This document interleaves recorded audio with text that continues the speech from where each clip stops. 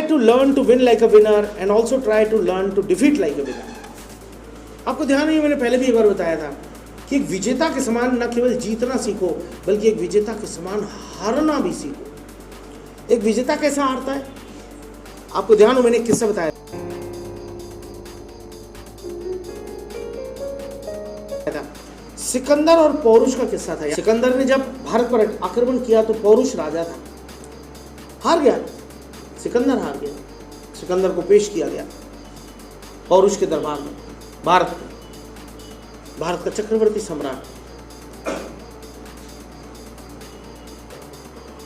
पौरुष ने उसे कोई सजा नहीं दी। उसने कहा, आप अतिथि हो, बड़े दूर देश के वासी हो, यूनान नरेश, तुम यूनान से आए हो, हजारों किलोमीटर, सेना तुम्हारी थक गई है, नाहक प्रयास न करो, मैं वार्निंग देता हूं और छोड़ रहा हूं, अब इसके बाद तुम वापस चले जाना। मगर थोड़े दिन बाद सिकंदर ने फिर सेना संगठित की और सैनिक मंगाए पीछे से, दोबारा अटैक किया और दोबारा हार गया। फिर पौरुष दरबार में बैठा था, सिकंदर बेड़ियों में जकड़ा उसके सामने खड़ा था। उसने कहा, ए सिकंदर, तेरे को 2 बार ये हो गया, पिछली बार भी कहा नहीं समझ में आई, मैं चाहूं तो तेरा सर कलम करवा सकता हूं, बट तू नरेश है, यूनान नरेश है, विदेशी है, मेहमान है, और मैं आखिरी वार्निंग दे रहा हूं कि तू अब अपने यदि देश जा रहा हो तो मैं तुझे छोड़ दूं, वापस लौट जा। तेरी बेवकूफ़ी, दीवानेपन, दुनिया को जीतने के सपने के कारण तू हजारों लाखों यूनानी सैनिक मरवा चुका, न जाने कितनों के माता पिता, कितनों के पिता, कितनों के भाइयों की तू जिंदगी ले चुका। क्या बोलना है अब? बोले, हाँ मैं लौट जाऊंगा, माफ कर दो। छोड़ दिया, मगर वो नहीं माना। वो थोड़े दिन फिर रुका, फिर और अपनी ताकत बढ़ाई और सिकंदर फिर अटैक किया और इस बार पौरुष हार गया। अब वही दरबार था, वही सिंहासन था और सिकंदर उस पर बैठा था गर्व के साथ, जवान लड़का, और अब बुजुर्ग बुढ़ा, उसके दादा जैसी उम्र का पौरुष सामने बेड़ियों में जकड़ के लाया गया। उन्होंने कहा, हाँ पौरुष, क्या बोलते हो? विश्व विजेता सिकंदर के सामने बस भारत बचा था और तू चक्रवर्ती सम्राट है भारत का, तुझे हराया तो भारत पूरा जीत लिया मैंने। अब तू क्या बोलता है, क्या चाहता है? बोल, तेरे साथ क्या करूं? यहां पर एक बहुत प्यारा, बहुत खूबसूरत, सदियों में एक आध बार ऐसा डायलॉग बोला जाता है। वो डायलॉग पौरुष ने बोला था, सिकंदर मैं तुझे क्या बोलूं कि तू मेरे साथ क्या कर? क्यों? कि मैं यही कहूंगा, मैं भीख नहीं मांगूंगा, दया की भीख, जान की भीख नहीं मांगूंगा। मैं यही कहूंगा, जो एक जीते हुए राजा को एक हारे हुए राजा के साथ करना चाहिए वही कर। कितनी गहरा अर्थ है।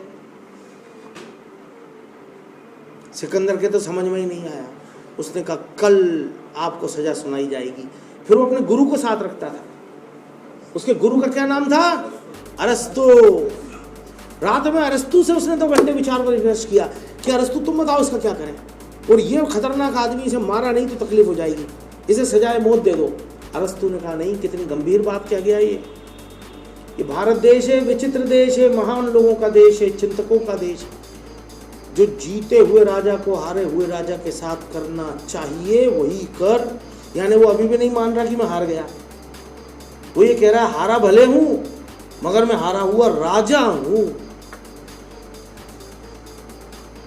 और ये इसलिए भी ध्यान रख कि वो 2 बार तुझे हरा चुका है और हराने के बाद दोनों बार तेरे को ये बोल के छोड़ा कि तू यूनान नरेश है और अब वापस लौट जा, इसलिए छोड़ रहा हूं।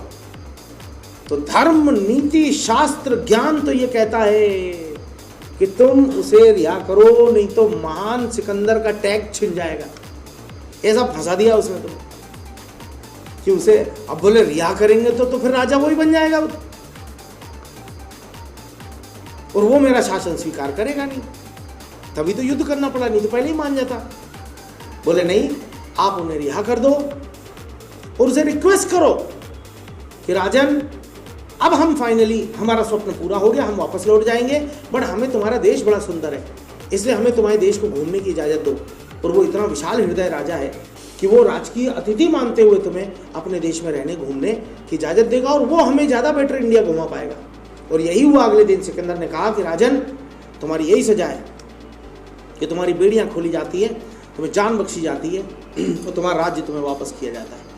और बस मेरा यही याचना है, बताओ जीता हुआ राजा उस एक डायलॉग के कारण उस हारे हुए राजा से याचना कर रहा कि मुझे तुम अपने देश में कुछ दिन रहने की इजाज़त दो, मैं अपनी सेनाएं वापस भेज दूंगा और मैं तुम्हारे देश को, सुना है यहाँ बड़े बड़े गायक हैं, संत हैं, फकीर हैं, मैं घूमना चाहता हूँ, मिलना चाहता हूँ, बड़े बड़े दरगाहें हैं, मज़ारे हैं।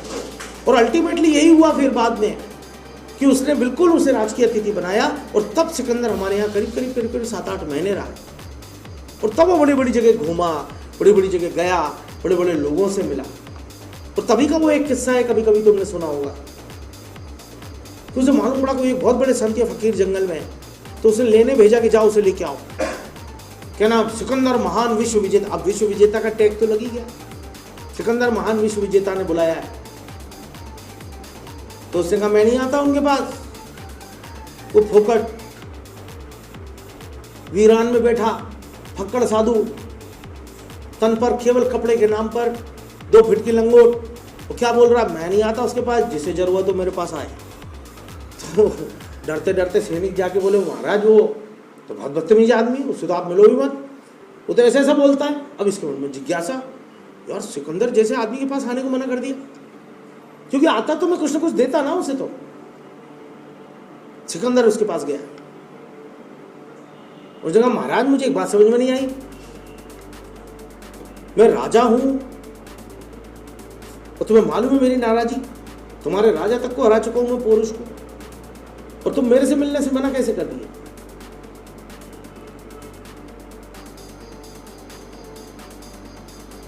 बोले तुम राजा हो गए, मगर तुम हम जैसे फकीरों के पास भीख मांगने आते हो, तो तू राजा कैसे हो गया। और हम तो उस परवरदिगार की प्रार्थना करते हैं जिससे लेके हम तुम्हें बांटते हैं, तो तू बड़ा कि वो बड़ा। उस परवरदिगार से हम लेके तुम जैसे भिखारियों को बांटते हैं कि साहब राजपाट दे दो, शासन दे दो।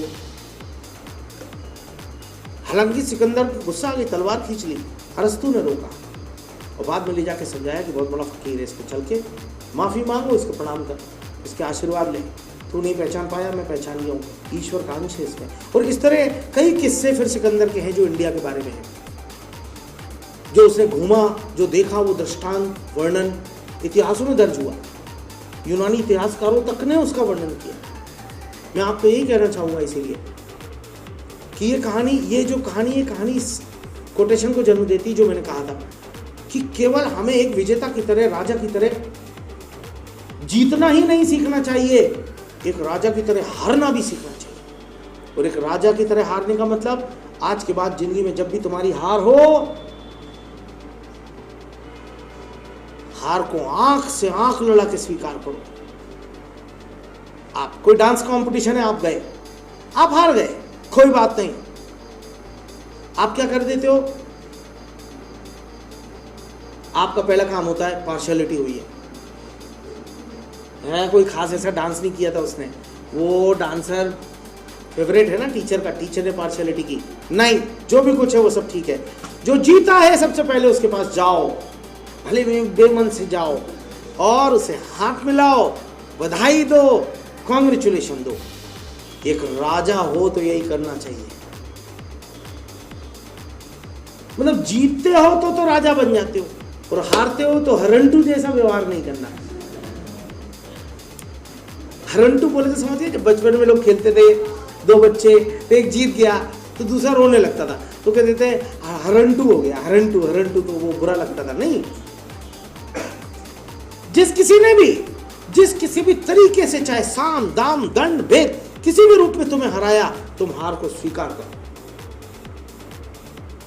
कि राइट, आज का दिन तुम्हारा है और वाकई आज तुम जीते हो। Ultimately you are winner, congratulations from my side. यदि एक राजा के समान तुम जिंदगी जीना चाहते हो तो सबसे पहला गुण ये डालो, जैसे पुरुष ने डाला कि कोई बात नहीं राजन, मैं हार गया आज, अब तुम मुझसे पूछ रहे हो तुम्हें क्या सजा दूं, तो मैं यही कहूंगा जो एक जीते हुए राजा को हारे हुए राजा के साथ करना चाहिए वो करो। तो मैं चाहता हूं बेटे, हम सिर्फ जीतने के लिए नहीं बने, हम सिर्फ जीतने की कोशिशें करने के लिए बने। कर्म किए जा, फल की चिंता मत कर रहे इंसान। यदि किसी भी मोटिवेटर ने, यदि किसी टीचर ने, यदि किसी शास्त्रों ने तुम्हें यह पढ़ाया है, I will win, I will win, तो मान लो बेटे आप ईश्वर का अपमान कर रहे हो। This is a task of God. कर्मण्येवाधिकारस्ते मा फलेषु कदाचन। क्या कह दिया गीता में, कितना बड़ा ब्रह्म वाक्य। गीता का सबसे बड़ा श्लोक यही माना जाता है कि रे मनुष्य, तेरा काम कर्म करना, कर्मण्येवाधिकारस्ते, सिर्फ कम कर्म किए जा, मा फलेषु कदाचन, फल की चिंता कभी मत कर, उसके लिए मैं बैठा हूं। और अब तुम क्या करते हो, मैं ऐसा करूंगा ना तो ऐसा हो जाएगा। भगवान सोचता है ठीक, अच्छा बेवकूफ, गधा, यही मेहनत कर रहा और यही फल डिसाइड कर रहा है, तो जो फल डिसाइड कर रहा है ले ले। बात को बड़ी गंभीरता से समझना।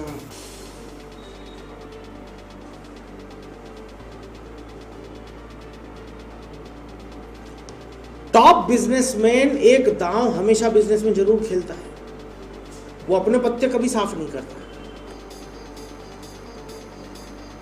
जैसे फॉर एग्जाम्पल मेरे पास ये एक आईफोन है, मुझे बेचना है, मैं एक पक्का बिजनेसमैन हूं। आप खरीदना चाहते हैं, आप आए, सर मैं खरीदना चाहता हूं। कैसा फोन है? मैंने कहा ब्रांडेड फोन है विथ बिल गारंटेड, क्योंकि मैं तो ये फर्जी मार्केट से खरीदता नहीं, ओरिजिनल बिल से खरीदा हुआ है भाई, और कम चला हुआ, ये चला वो चला, ये वो। कितने का था? इतने का था। तो सर अब कितने में बेचना चाहते? अब देखना, पक्का बिजनेसमैन कभी अपना पत्ता नहीं खोलेगा। अब भाई देखो, मेरे को तो क्या मालूम क्या रेट चल रहे, तुम ही बता दो क्या रेट हो गया, तुम पता कर लो, तुम बता दो। अब हो सकता है मेरे मन में ये होगा कि अब इतना चला लिया और मार्केट में ज़्यादा वैल्यू तो है नहीं, तो मैं तो 12,000 में भी बेच दूँ, कोई मिल जाएगा, तो मन में होगा, बट मैंने बोला नहीं। अब तुम गए, पता करा, रिसर्च की, कुछ किया, और अक्सर ये होता है कि मैं नहीं बोलूं तो कई बार जब सामने वाला बोलता है तो अपने सोचे भाव से ही ज़्यादा बोल जाता है। इसलिए पक्का बिजनेसमैन हमेशा अपना मुंह बंद रख के दूसरे को मौका देता है, वरना कौन सी फर्क पड़ता है, बात अपना भाव बता के मना कर देंगे कि नहीं भाई हम तो इतने बेचें। आपने आगे बोला सर 15, तो अंदर से मेरी बातचीत कैसी खिल जाएंगी, आहा अरे वाह 15, मैं तो 12 ही नहीं सोच रहा था, सोचा 12 बोलूंगा तो कहूँ 11 या 10 में बिके।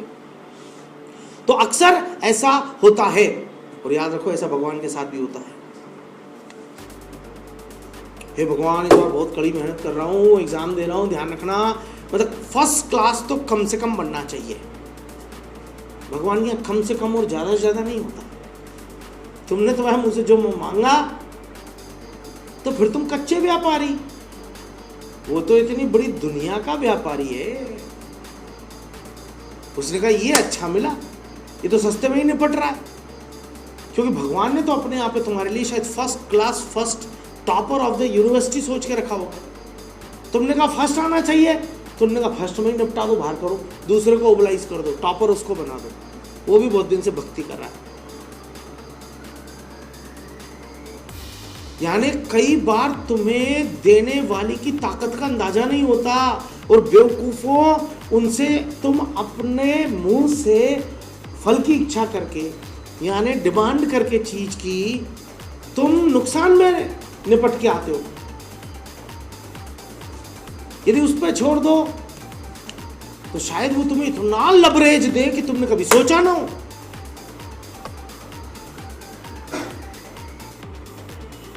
और सर वो कभी नहीं दे, तो इसलिए डर लगता है ना कि कम से कम मिनिमम तो लगा ही दे, कि इतनी मेहनत कर रहे हैं, देखो रोज घंटे में जा रहे हैं, एग्जाम में जाने के पहले रोज आते हैं पेपर के दिन, तो कम से कम फर्स्ट क्लास तो दो।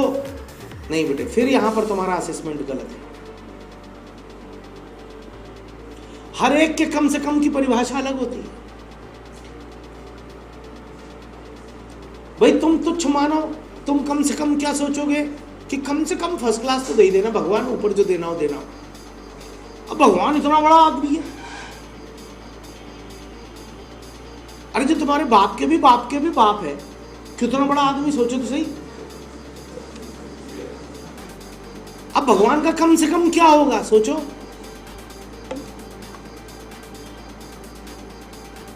मतलब भगवान ने जो तुम्हारे लिए सोचा होगा उसके सामने तो तुम बहुत टुच्चा सा मांग आते हो।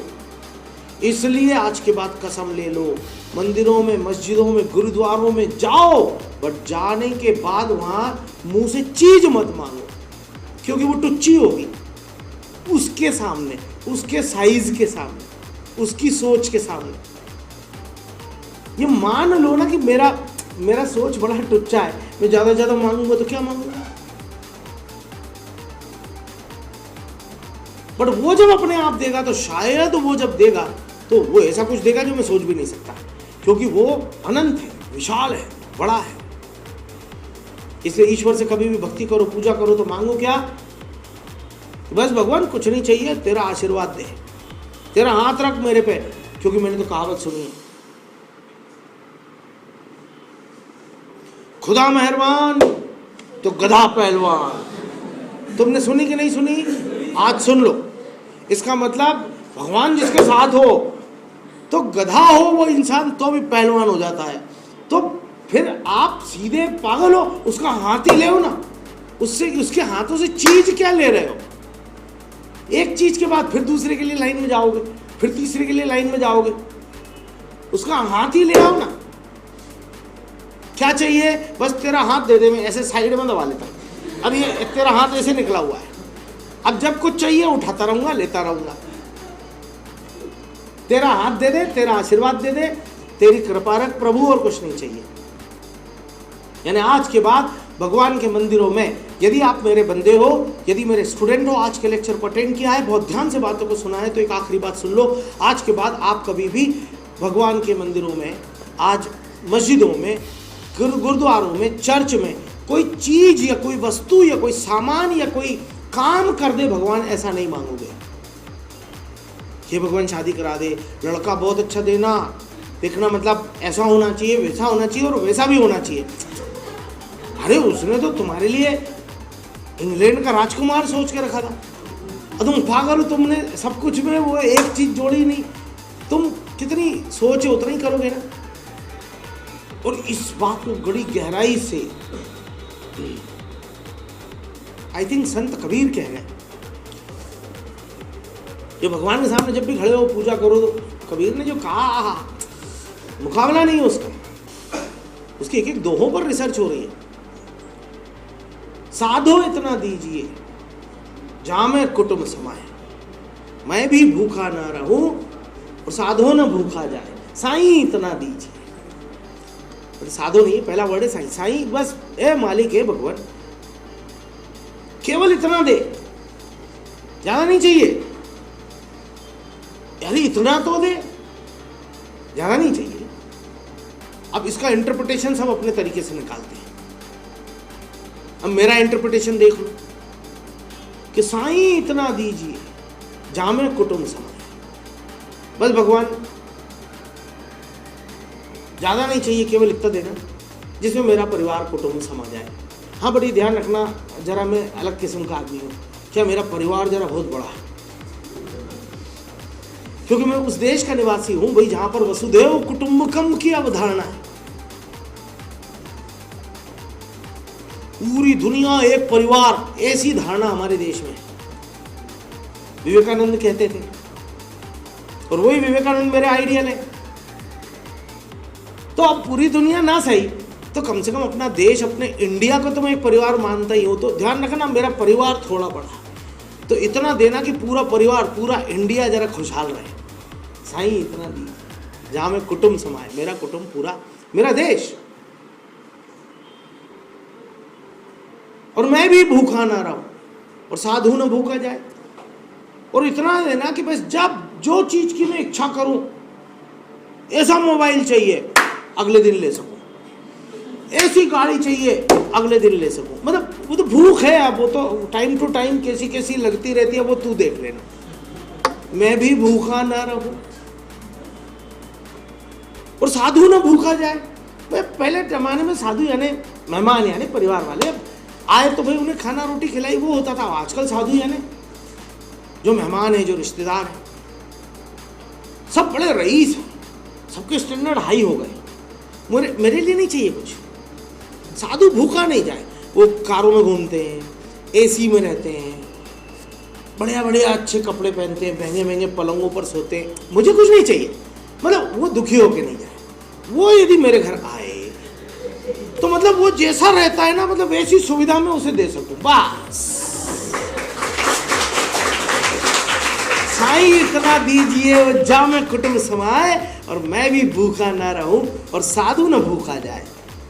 वो जिस शान और शौकत के साथ अपने घर में रहता है, उस आराम तक भी उस शान उस शौकत उस तरह से, उससे बेहतर तरीके से मैं उसे अपने यहाँ पर रख सकूं, एंटरटेन कर सकूं, ओढ़ा पहना खिला पका सकूं, बस। इससे ज़्यादा नहीं चाहिए। यानी देखो, कबीर ने भी कितने खूबसूरत तरीके से भगवान को निचोड़ के समझ निकाल लिया।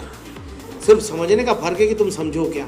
अब इस दोहे को बाकी लोग क्या समझते हैं कि बड़ा टुच्चा दोहा, बस हाँ ही ज़्यादा मत दे, केवल इतना दे कि मतलब मैं रोटी खा लूँ, मेरा परिवार रोटी खा ले, और कभी सभी कोई भूखा भिखारी आ जाए तो एक आध रोटी हम उसे भी दे सकें, बस। ये हो गई 6 रोटी गिन के ले। क्वेश्चन सोच और इंटरप्रिटेशन का। कबीर पे मैं बहुत काम कर रहा हूँ, काफ़ी रिसर्च कर रहा हूँ, और जैसे मैंने ये एक दोहे का इंटरप्रिटेशन आपको बताया, इसे मैं काफ़ी सिलेक्टेड अच्छे दोहे निकाल रहा हूँ और उनके अपने interpretation, my interpretation of Kabir, उसके ऊपर एक बहुत अच्छा लेक्चर रेडी कर रहा हूँ। और मालिक ने चाहा तो बहुत जल्दी आपको बहुत अच्छा कबीर के लेक्चर के साथ में मैं एक लेक्चर आपको दूंगा। इससे एक अंदाज़ा लग सकता है आपको कि कबीर तो कह के मर गए, कबीर ने स्पष्टीकरण तो दिए नहीं। जो कहना था उसने गा दिया, फकीराना अंदाज में, सूफी था, औलिया आदमी था, चला गया। अब तुम्हें जो समझना है वो समझ लो। और कितनी खूबसूरत बातें बोल गया। अब कोई वैसा समझता है और कोई वैसा समझता है, जैसा मैंने बताया। क्वेश्चन तो ये कि उस दोहे को जब भगवान के सामने तुम गाओगे तो मन में क्या सोचोगे, इंपॉर्टेंट तो वो मन है, धारणा है, भावना है जो भगवान पे जाएगी। दोहे के शब्द थोड़ी जा रहे। Is it right? So the next one,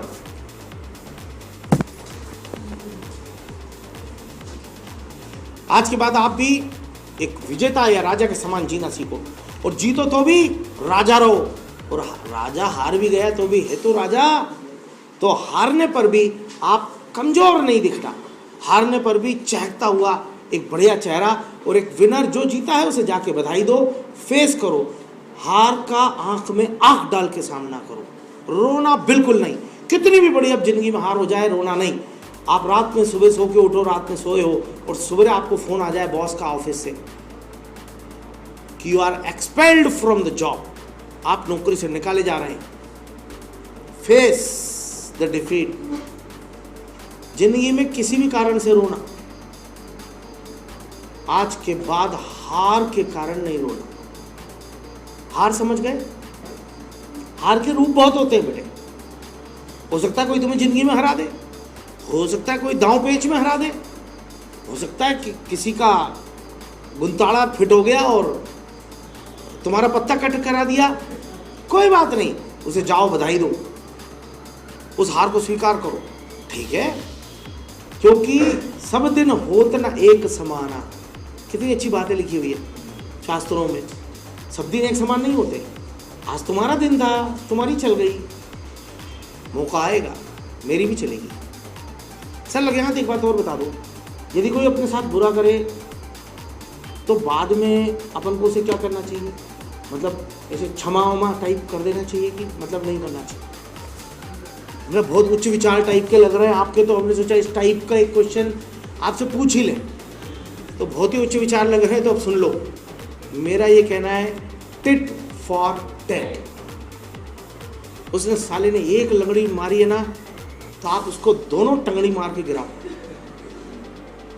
उसने तुम्हारी नाक तोड़ने की कोशिश की थी, ऐसी टंगड़ी मारो उसकी जिंदगी में कि बत्ती सी बाहर आ जाए। और इतना ही नहीं, जब मैं एक तरफ आपको ये पढ़ा रहा हूं कि फेस द डिफीट, तो सेकंड तरफ ये भी पढ़ाऊंगा, फेस द विक्ट्री। जीत को भी फेस करो। और जिस व्यक्ति ने कभी आपको टंगड़ी मारी थी, जीतने के बाद उसके पास जरूर जाओ और दिखाओ, कम ऑन देख, और ये टंगड़ी मैंने ही मारी है, देख और इसलिए नहीं आया तेरे को बताने हैं, देख तुझे हरा दिया, इसलिए आया कि तेरी पूरी बत्ती से निकाल दी एक झटके में। और आइंदा अपनी नीयत को बदल लेना। मेरे साथ तो बुरा किया, मैं संभल गया, जरूरी नहीं है हर शख्स तेरी इस हरकतों से टूट के दोबारा जोड़ सके। तूने मुझे तोड़ा, कोई बात नहीं, मेरा मालिक मेरे साथ था, उसने जोड़ दिया। पर ध्यान रखना, आइंदा मुझे किसी और के बारे में भी खबर मिली कि तूने उसे डिच किया, धोखा दिया, तो वो बदला लेने आए या ना आए, मैं जरूर आऊंगा। Be a lord Krishna that time. Lord Krishna क्या करता? फटे में टांग, उसको कुछ लेने ही देना नहीं, ना उसका कौरव से दुश्मनी, ना किसी से दुश्मनी। कौरव ने पांडव पे अत्याचार किया, ना मैं तेरे से बदला लूंगा, मैं इसके साथ जाऊंगा। So be like that in that case, यानी टिट फॉर टैट। जिस आदमी ने गलत किया उसका गलत करो करो और उसे बताओ कि मैंने गलत किया और इसलिए किया कि आइंदा किसी के साथ नहीं करना। और ध्यान रखना, दोबारा भी किया तो मैं दोबारा आऊंगा। I will not leave you. मैं इस थ्योरी को बिलीव करता हूं। एक बात और बता दूं बेटे, हर व्यक्ति की अपनी लाइफ की अपनी खुद की फिलॉसफी होना चाहिए। सही होना चाहिए या गलत होना चाहिए ये कहा ही नहीं जा सकता है, क्योंकि फिलॉसफी ना सही होती है ना गलत होती है। फिलॉसफी तो फिलॉसफी होती है, यानी अपने जीने का अंदाज। तुम मेरी बातों से सहमत हो, मेरी बातों को मानो, नहीं हो मत मानो, मगर ये नहीं कह सकते कि सर आपकी फिलॉसफी गलत है, क्योंकि ना गलत होती है ना सही। गांधी की भी तो एक फिलॉसफी है, एक छांटा मारे तो दूसरा आगे कर दो। तो मैं तो सजेस्ट करूंगा, मेरी नहीं पसंद आए गांधी जी की मानो, उसमें एक स्टेप और जोड़ दो। एक मारे तो दो इधर खाओ, मैं कहूंगा और इधर कर दो, चार इधर भी खा लेना, जा खा, मुझे क्या दिक्कत।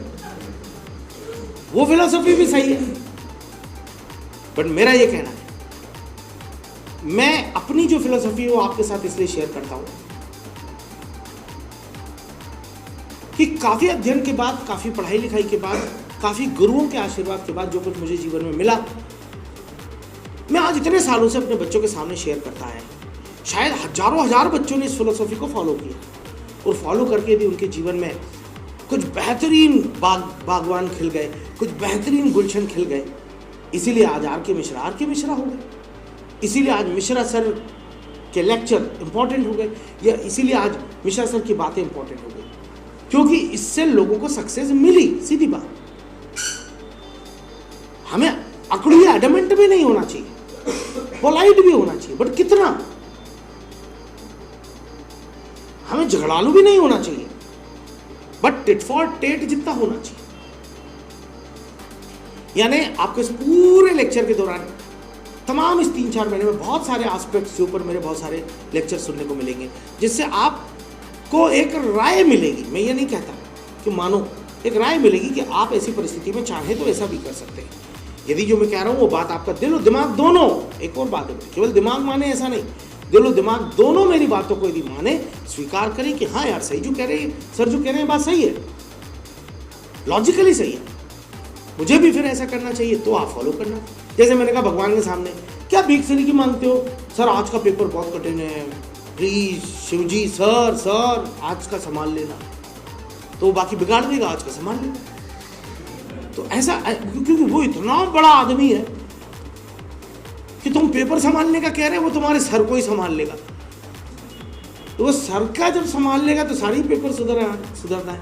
तो why do you ask something little with such a big and huge person? So the next thing,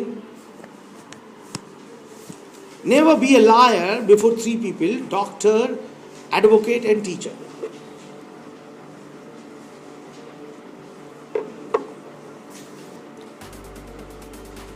तीन लोगों के सामने कभी झूठ मत बोलो। जब भी मैं पहले भी ये बात बताता था, वो बच्चे से पूछता था 3 लोगों के सामने में झूठ नहीं बोलना चाहिए, बताओ जिंदगी में वो 3 लोग कौन है? तो बच्चे कहते थे मम्मी, पापा और टीचर। यदि मैं सेकंड लाइन यहां लिख के नहीं देता और आपसे पूछता तो शायद आपके भी दिमाग में यही आता, बट नहीं। नहीं का मतलब आपका जो जवाब है मदर फादर एंड टीचर, नहीं का मतलब उनके भी सामने आटे में नमक बराबर झूठ बोला जा सकता है। अब बस यही बात है। कई लोग हो सकता है मुझसे डिसएग्री करें, तो सर आप बच्चों का जीवन संवारते हैं कि बिगाड़ते हैं? अब इसमें संवारने बिगाड़ने की कौन सी बात आ गई? क्योंकि मैं जो कह रहा हूं इस बातों के पीछे कोई कारण है। मम्मा पापा टीचर, हमें इनके सामने झूठ नहीं बोलना चाहिए, बिल्कुल सही है, बट बिल्कुल भी नहीं बोलना चाहिए तो फिर ये 3 आदमी नहीं है, ये 3 आदमी जिनके सामने नहीं बोलना चाहिए, बिल्कुल भी नहीं बोलना चाहिए। यानी मम्मी पापा के सामने बोलना चाहिए, हाँ, आटे में नमक बराबर वहां भी बोल लेना चाहिए। मतलब क्या हुआ? देखो ये दुनिया जितनी तेजी से बदली है ना, उन सब में सबसे ज्यादा तेजी से हिंदुस्तान बदला है। माँ बाप के सामने आटे में नमक बराबर भी झूठ बोल लेना चाहिए। इसका लॉजिक दे रहा हूं। यदि ये प्रश्न हो कि सर आप तो बिगाड़ रहे हो बच्चों को, इस बात का जवाब दे रहा हूं।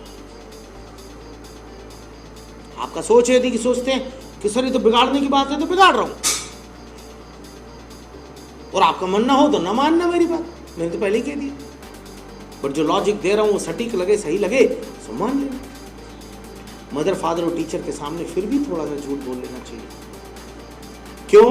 क्योंकि ये दुनिया जितनी तेजी से बदली है उसमें सबसे ज्यादा तेजी से हिंदुस्तान बदला है। क्योंकि बाकी तो फिर भी डेवलप्ड कंट्री थे, हम अंडर डेवलप थे, वहां से डेवलपिंग में आए, और अभी भी फास्टेस्ट ग्रोइंग डेवलप्ड कंट्री है, अभी डेवलप्ड नहीं हो गए। और इसीलिए आप जो जनरेशन मेरे सामने बैठी है, एक बात ध्यान से सुन लो बेटे, आप जो जनरेशन मेरे सामने बैठी है, ये इस दुनिया के उस देश की जनरेशन है, युवा जनरेशन, जिसने सबसे तेजी से दुनिया में किसी चीजों को बदलते देखा। लैंडलाइन फोन से मोबाइल फोन, सैटेलाइट और 3G तक का सफर तुमने अपने आंखों के सामने होते देखा है। खंभों पर लट्टू लगे रहते थे, वहां से LED हेलोजन लैंप चौराहों पे आ गए, ये तब्दीलियां तुमने देखी है। धूल की सड़कों से सीमेंटेड मोटी मोटी सड़कें तुमने बनते देखी, अपने सामने देखी है कि नहीं? यानी सबसे तेज दुनिया बदलते तुमने देखा है। और इस तेज बदलती दुनिया को आपके मम्मा पापा ने भी देखा, टीचर ने भी देखा। बट मदर फादर और टीचर की एक प्रॉब्लम होती है बेटे।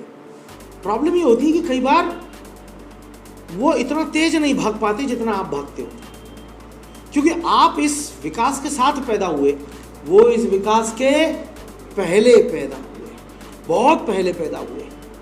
तो उनको बेचैनी होती है कि नहीं?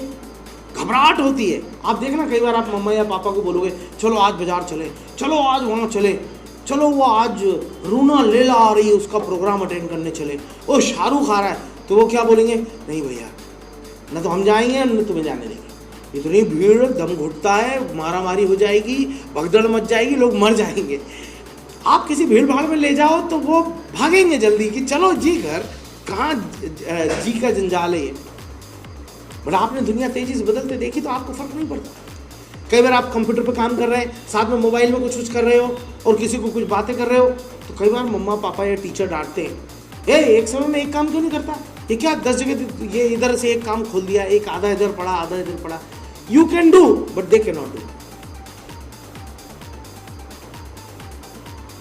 और इसीलिए बेटे आज यदि आपके कॉलेज के अंदर कोई प्रोजेक्ट है, कोई प्रेजेंटेशन है, कोई एक्टिविटी है, उसमें पार्टिसिपेशन लेना है, उसके लिए एक्स्ट्रा कॉलेज में रुकना है, माँ बाप क्या कहेंगे? नो नो नो, नहीं रुकना है कॉलेज।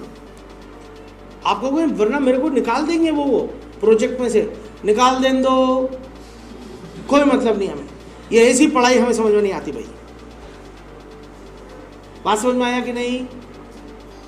अब यदि आपके फ्रेंड्स पकड़ के कोई की बर्थडे है और सभी ने कंट्रीब्यूट किया और सभी बोले चलो अपन अब आखिरी साल है, चलो पिक्चर चलेंगे, पूछ लो पापा मम्मी को क्यों फ्रेंड्स बोल रहे हैं पिक्चर? नो नो नो, जिंदगी में हमारे खानदान में, मतलब ऐसी ऐसी बातें जिंदगी में, मतलब इतिहास में जब से ये खानदान पैदा हुआ तब सुबह से आज तक एक भी लड़की 7 बजे के बाद घर नहीं आई है, तू कैसे 7 बजे के बाद घर आने का बोल रही है? यानी बेतुके लॉजिक में कई बार वो, चूंकि उनको नो यानी नो।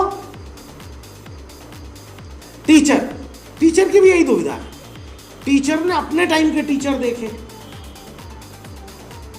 तुम्हारे टीचर ने अपने टीचर से ऐसी मार खाई है कि किसी और ने खाई नहीं होगी। अब आप बोलो सर आप भी तो टीचर हो, अपने ही बता दो। यस, कम से कम हर दिन मेरे को बेंच पे खड़ा कर दिया जाता, तो खड़े हो जाओ। बेंच पे खड़े होकर क्लास बड़ी अच्छी दिखती है, चारों सब बैठे हुए हैं, सब लिख रहे हैं और अपन खड़े हैं। अब बस जब टीचर का ध्यान आए तब थोड़ा सा रोता हुआ मुंह बना लो, बाकी तो सबको ऐसे करते रहो। बाद में उन्हें बोलो साले तुम लोग लिख के परेशान थे, मैं तो खड़ा मजे से देख रहा था। हमारे टीचरों ने तो बहुत परेशान किया। अरे मुर्गा तो बनाया ही बनाया, इतनी शैतानी की थी कि मुर्गा बना के बोला स्कूल का चक्कर लगाओ। अब मुर्गा बने बने स्कूल का चक्कर लगाने वाला वो वीर चक्रधारी में ही हो। आपको ध्यान नहीं होगा, हमारे जमाने में वो चलती थी, आजकल तो कम दिखती। बेशरम की डंडी तोड़ के ला, खुद से ही तोड़वाते हो, खुद को मारते। तो हम भी है ना देख के लाते पतली। फिर एक दिन एक दोस्त ने बोला, मेरे जैसे ही मार खाऊ था, बोले ए पतली मत तोड़ा कर, ज्यादा चिपकती है, मोटी तोड़ा कर। तब फिर हम मोटी तोड़ते। टीचर इतना बदमाश था, कई बार इतने बदमाश थे, उन्हें मालूम था किसकी किससे दोस्ती और किससे किससे की दुश्मनी। हमें गलती करते पकड़ लिया, या होमवर्क नहीं किया, या याद नहीं हुआ, खड़े हो जाओ। अब उन्हें मालूम है इसका इस लड़के से कम पटती है, तू संटी तोड़ के ला। किसको बढ़िया चिपके, मतलब वो ऐसी शातिरगिरी बचपन से देखी। अब ऐसी तपिश में भड़ास युक्त टीचर जब आके टीचर बनेगा तो वो अपने स्टूडेंट के साथ क्या करेगा? बदला ही तो निकालेगा। आप अदरवाइज ना ले, बट मैं अपने स्टाफ से बेहतर क्या जानता हूँ। हमारे अली सर इसका बेस्ट एग्जाम्पल है, क्योंकि कम से कम 25-30 साल वो एक स्कूल के टीचर है। तो आज भी आप देखेंगे कई बार कि वो पढ़ाते पढ़ाते वो ही स्कूल टीचर हावी हो जाता है उनके अंदर। उनके ज्ञान पर कोई शंका नहीं, अथॉरिटी ऑफ इंग्लिश है। और आज तो 10-12 साल से मेरे साथ जब से जुड़े हैं तो हजारों किस्म की तब्दीलियां उनमें आ गई अब तो। क्योंकि अब भाई कहाँ ABCD पढ़ाना और कहाँ सीधा XYZ। तो अब इतने 10-12 वर्षों का प्रोफेशनली अनुभव होने के बाद तो बहुत अच्छा हो गया। बट अभी भी कई बार कंप्लेंट आ जाती है कि ऑफिस से फ़ोन आता है, हर दिन की हर चीज़ की रिपोर्टिंग होती है मेरे पास, हर क्लास की होती है। तो मेरे को मालूम पड़ता है सर वो आज एक वो फलां क्लास में फलां सेंटर पे गड़बड़ हो गया। क्या हो गया सर? वो एक वो हाउस वाइफ थी, वो बहुत रोई बाहर बैठ के। क्या हो गया? तो मैं सीधे पूछता हूँ अली सर का ड्यूटी था क्या आज? बोले हाँ अली सर थे। फिर बताओ क्या हुआ? तो वो डेफिनेटली मालूम पड़ेगा वो सर वो पता नहीं क्या हुआ, तो उन्होंने ये कहा, तो होमवर्क नहीं हुआ, तो जो भी हुआ वो पढ़ा रहे और उधर से घंटी बज गया फोन का, टिनिंग टिनिंग टिनिंग। और बिल्कुल सर का तो ऐसा हो जाता है जैसे मतलब क्या क्या उनको भाले भोग दिए गए, तलवारें भोग दी गई हो। कौन कौन किसका मोबाइल? अब वो पढ़ाई वढ़ाई तो गया भाड़ में। पहले तो स्टैंड अप, गेट आउट, वो सब कर देंगे। बट वो बुजुर्ग हैं बेटे, तुम्हारे दादाजी जैसी उम्र के, मेरे पिताजी जैसी उम्र के। मुझे फख्र है आज इतने बड़े व्यक्ति को मैं अपनी टीम में रखता हूं और इतने बड़े व्यक्ति को मैं अपनी गोद में संभाल पाता हूं, सहेज पाता हूं। याद रखो बेटे, बब्बर शेरों के नखरे पालना हर किसी के बस की बात नहीं है।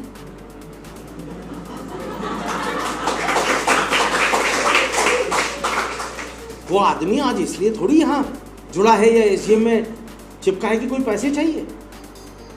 वो शख्स सिर्फ इसलिए एसडीएम में जुड़ा है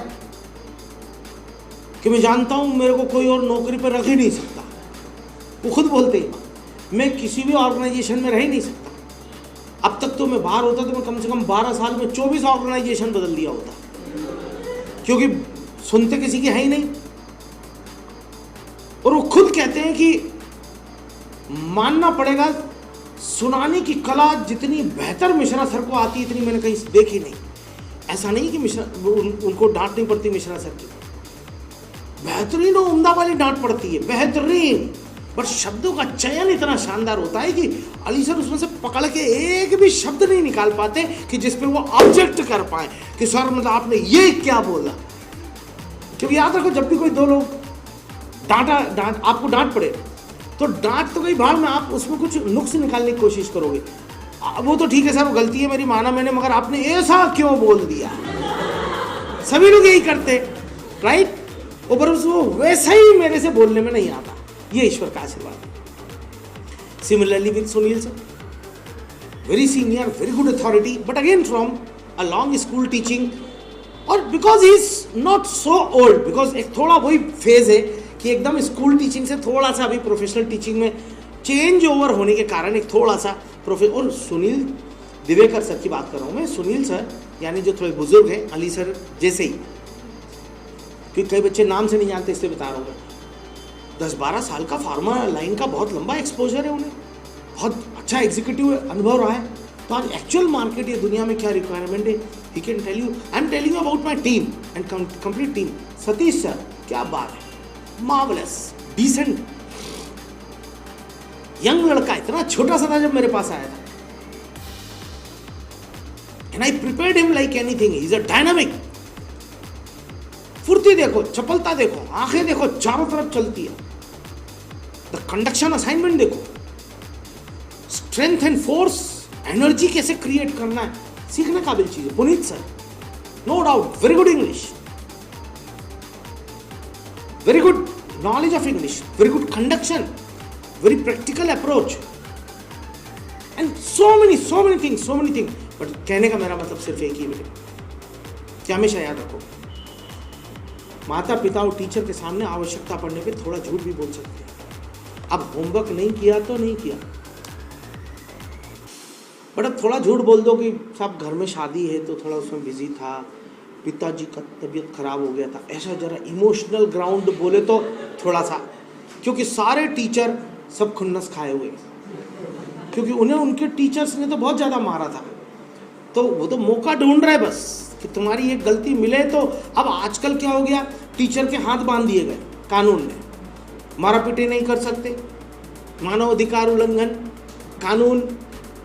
तो अब वो हाथ बंधने के कारण सारा गुस्सा इधर से ही निकलता है, सारा धुआं निकलने का एक ही जगह हो गई अब।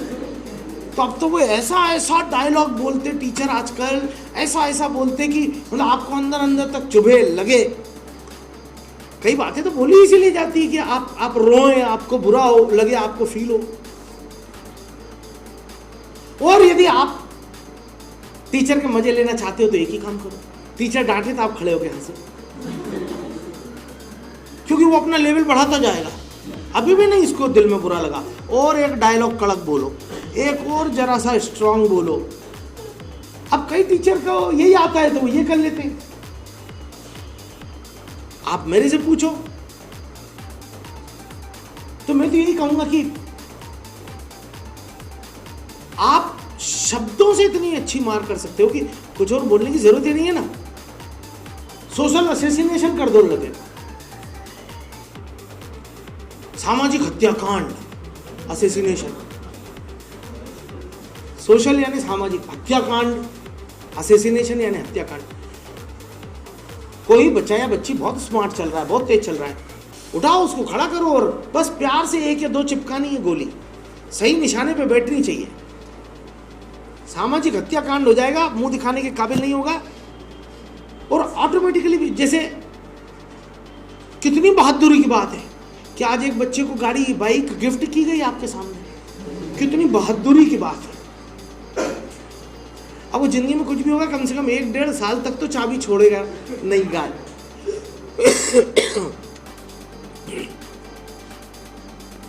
तो कितना अच्छा अपने प्राइस दिया आज उसे, उसकी बहादुरी के ऊपर।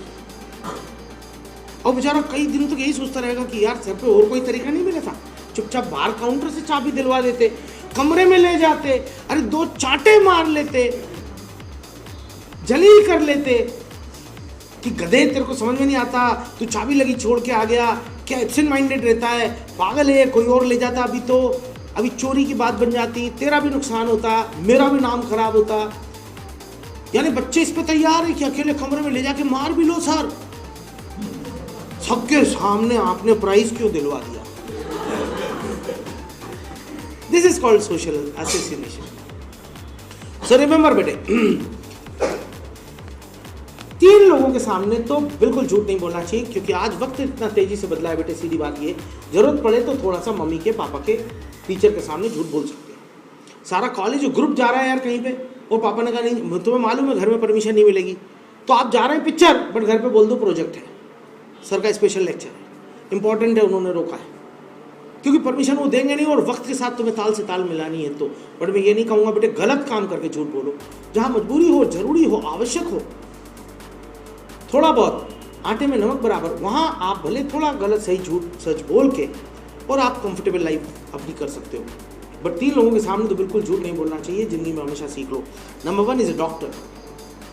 आपको बहुत भयानक पेट में दर्द हो रहा है, आप डॉक्टर के यहाँ गए, अब बहुत सारी भीड़ बैठी हुई है, एक एक करके नंबर आ रहे हैं, अब इतने में आपका नंबर आया, उन्हें यार हाँ भाई आओ बैठो स्टूल पे, बोलो क्या हो रहा है। अब आपको शर्म आई, आपने कहा यार सबके सामने कैसे बताऊं, पेट में दर्द हो रहा है, फिर अभी ये कहेंगे उतारो, उठाओ, खींचो, दिखाओ, तो दर्द है यार, बोल देते हैं ना सिर में हो रहा है, जो दवा देंगे तो उससे ये भी ठीक हो जाएगा, ये भी ठीक हो जाएगा, फर्क क्या पड़ेगा, दर्द की दवा चाहिए, सर सिर दर्द हो रहा है, उन्होंने चेक करा, उन्होंने दवा लिख दी, और दर्द या बीमारी ठीक नहीं हुई और बढ़ती गई। कारण आप नहीं जानते, वो तो डॉक्टर जानेगा। इतना आसान होता तो दवा की दुकान वाले भी इलाज कर लेते कि दर्द की गोली से सारे दर्द ठीक होते। तो यानी मेरे कहने का मतलब एक छोटा सा फिंसी भी आपके शरीर पे होता है, कोई स्पॉट भी होता है, कोई तकलीफ भी हो, बॉडी में किसी भी तरह की तकलीफ होती है बेटे, don't take risk and go to the consultant. Doctor के बारे में कहा गया ना कि दाई से क्या पेट छुपाना। दाई यानी पुराने जमाने की डॉक्टर होती थी। अपनी किसी भी तरह की बीमारी, लेडीज को चूंकि बहुत सारे कॉम्प्लिकेशन होते हैं बेटे, गॉड ने आपका शरीर बहुत डेलिकेटली बनाया है, मगर साइंस ने सबसे ज़्यादा तरक्की भी लेडीज़ के साइंस में, मेडिकल साइंस में की है। इसलिए बिल्कुल लापरवाही आप लोग नहीं करिएगा। कभी भी कुछ भी छोटी सी प्रॉब्लम होती है, go and consult to the doctor, qualified doctor. अरे 2 रुपये से लेके 20 रुपये से लेके और 200 रुपये तक, भाई इतनी तो लिमिट है ना डॉक्टर की। मैक्सिमम 2 रुपये से काम हो जाएगा आपका दिखाने पे, कि 20 वाले को दिखा लेना, आपकी प्रॉब्लम सॉल्व हो जाएगी, और वरना 200 रुपये वाला।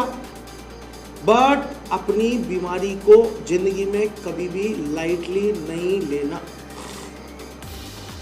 4 दिन हो गए खांसी सर्दी बंद नहीं हो रहा, go to the doctor. Don't take lightly anything when life is so precious. Your life is precious for me, but remember your life is so precious for you. तुम्हारी जिंदगी मेरे तक के लिए बहुत इंपॉर्टेंट है, क्योंकि मुझे मालूम है कि मैं तुम्हें लाइफ में इतनी चीज़ें सिखा रहा हूँ, तो कल तुम ये सीखी हुई चीज़ों से इस देश को, इस दुनिया को बहुत कुछ कंट्रीब्यूट करोगे। और जब मैं इतना सोच रख के तुम्हारी ज़िंदगी को भी अहम मानता हूँ, तो तुम अपनी ज़िंदगी को तो सबसे ज़्यादा अहम मानो ना। Number 1 doctor. Number 2 advocate. Murder किया तो उसको बता दो, वकील के सामने झूठ नहीं बोलने का, हाँ साहब मर्डर तो मैंने किया। अब आप बोलो कोर्ट में क्या बोलना सो बोलो, वकील को झूठ नहीं कहना। एडवोकेट को इसीलिए लॉयर बोला जाता है, lawyer. So don't lie before lawyer, हालांकि स्पेलिंग फर्क है। आपने वकील को भी कह दिया साहब मैं तो था ही नहीं इंदौर में, मैं तो बॉम्बे में था, ये देखो टिकट है मेरा, बॉम्बे गया हुआ था, टिकट है।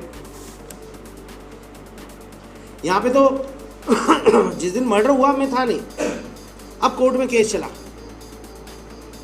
और अपोजिट पार्टी ने प्रूफ कर दिया कि जो मैंने टिकट दिया ये फर्जी है और मर्डर मैंने ही किया है। अब वकील ने बोले यार ये क्या बात है, तू तो बम्बई गया ही नहीं, टिकट फर्जी कैसे निकल गया। अब आप बोलो वकील साहब वो मैंने मैनेज किया था। तो वकील बोलेगा भाड़ में जाओ, मैं तुम्हारा केस नहीं लड़ रहा।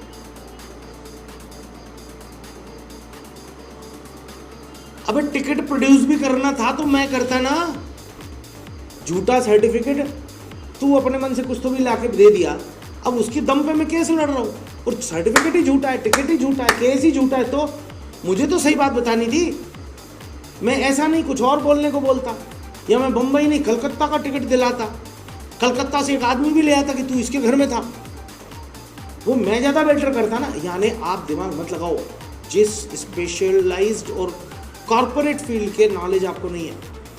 और